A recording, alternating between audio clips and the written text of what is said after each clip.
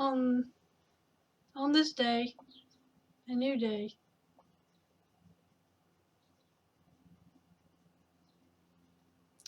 I want to share with you more thoughts about how we can go about changing ourselves. In my last video, in my last two videos, I talked about how we as individuals have been deceived by a government that we thought was serving the people's best interests. But over the decades, the truth of who they are and what they're doing, what they're planning, and what they've already done has come to light. And so I believe that my country, the United States, and the world as a whole is on the brink of a war that would be so vast that many people will perish from this world. I don't want that to happen, and I don't believe I can, or even you can stop it. It's coming. But I don't want to focus on that at this time, because at the end of my second video, I talked about how we can change ourselves. And I want to go into depth about that. Over the past year and a half or so, I've been studying the Buddhist ways, the Four Noble Truths and the Eightfold Path. I've been specifically reading on the Dhammapada text because the Dhammapada text has a lot of positive writings that really can get you to thinking about who you are as a person and what you do and what you think. Well, I've been so bogged down with what's been going on in our world that I finally had to take the time and stop and consider my thoughts and the words that I speak. Even if people don't believe me, it's been the conspiracies of the decades that have actually saved people's lives over the years, even though they don't get the credit that they deserve. These conspiracy theorists, they tend to lose their lives, get arrested, murdered, and they don't get the credit that they deserve for putting their own selves in danger, trying to show them what God has revealed to them. And here's the problem with that. God has given everybody their own gifts. Some gifts may replicate someone else's, meaning that someone may have the same gift as you. That's okay. But God reveals the truth, whom God reveals the truth to. And when that person takes that truth and tries to share it with others, of course, you're going to get all kinds of opinions. And the opinion is fine. But the problem is, you need to come to the understanding that you can't save everybody. Even the Christ and even Buddha, if they're one and the same people, I have no idea. The only thing I know is that they shared a teaching that can teach us individually how to walk in the light.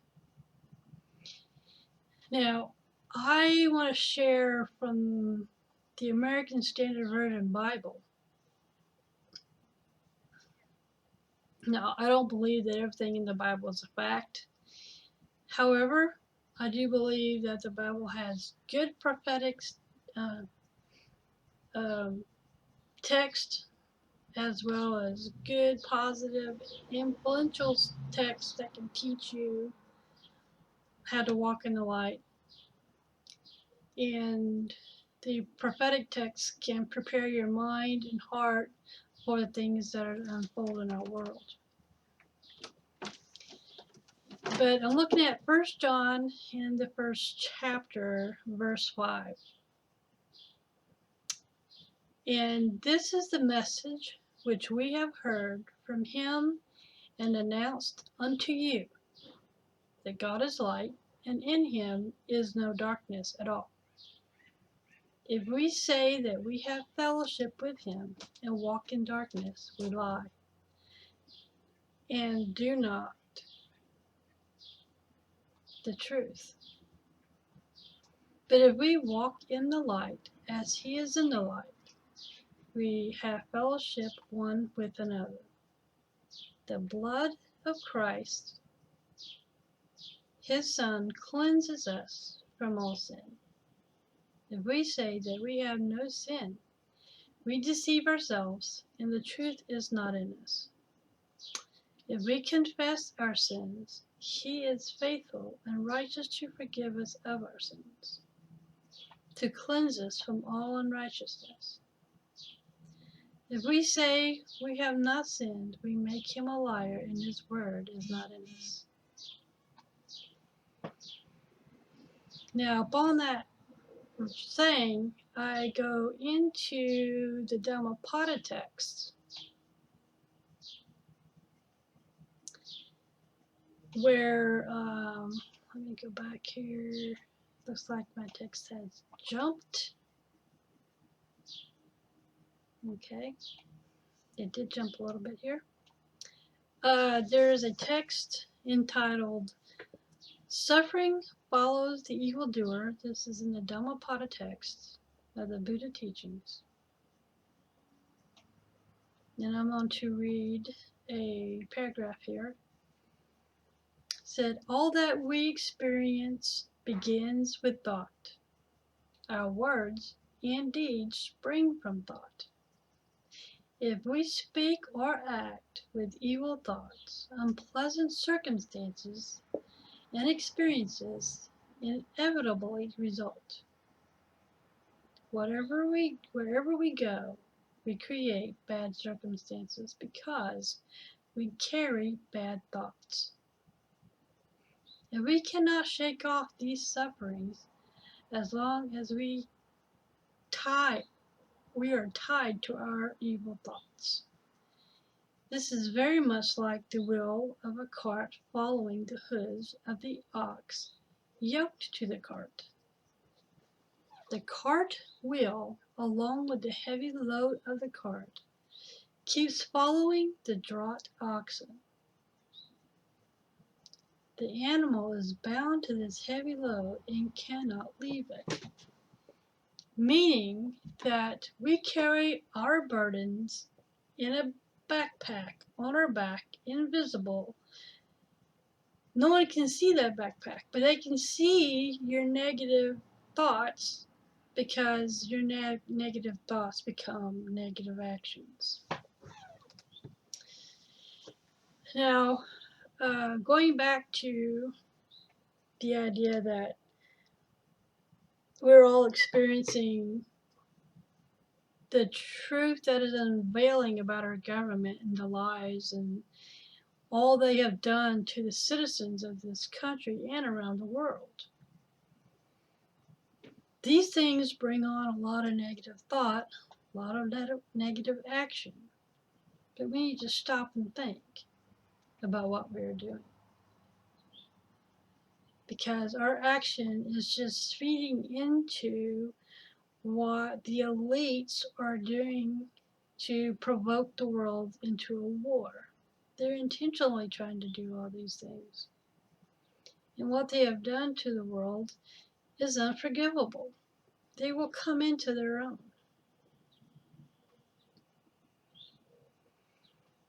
Now, I'm going to read something else about how our anger and our hatred of what's happened to us can result in something bad. So here's another Dhammapada writing from Dhammapada text. It's entitled, Uncontrolled Hatred Leads to Harm and Overcoming Anger.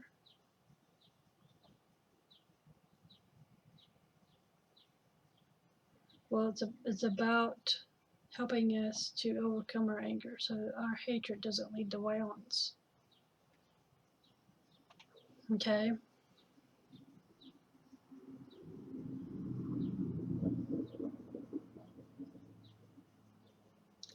looking at the commentary here. Doo-ba-doo-ba-doo-doo-doo.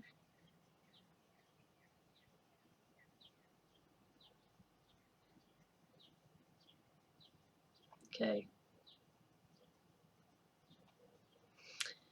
It's a short paragraph. So, see, when a person holds that he was insulted, assaulted, defeated, or robbed, his anger continues to increase.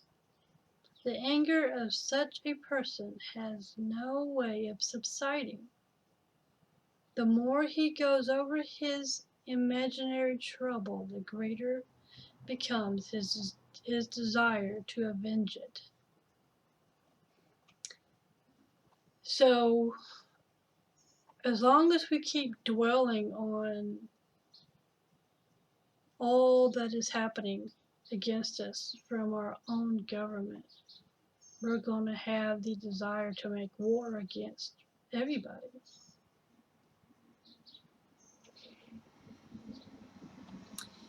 But if we change our frame of thought and start practicing to think in a positive manner, and make sure that our words that come out of our mouth is uplifting, a positive teaching to others. Because all we can do is change ourselves.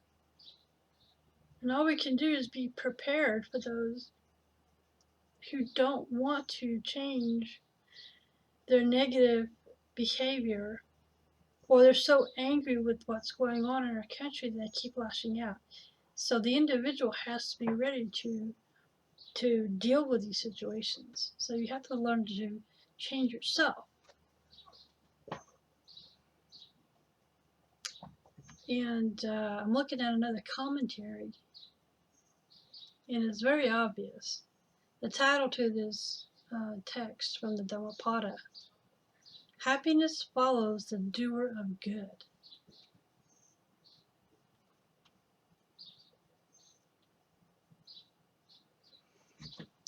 All that a man experiences springs out of his thoughts. If his thoughts are good, the words and deeds will also be good.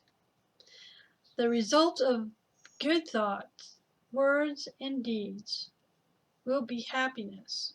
This happiness never leaves the person whose thoughts are good. Happiness will always follow him like his shadow and never leaves him.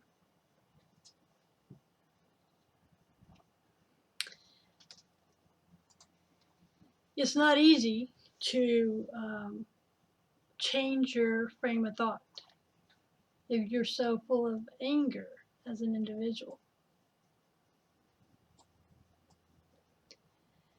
And I share this with you because considering everything that is unfolding in our world, if the individual is not prepared himself, herself, their family, their children, for what's unfolding, they're not going to be prepared to deal with any negativity that comes banging at your door.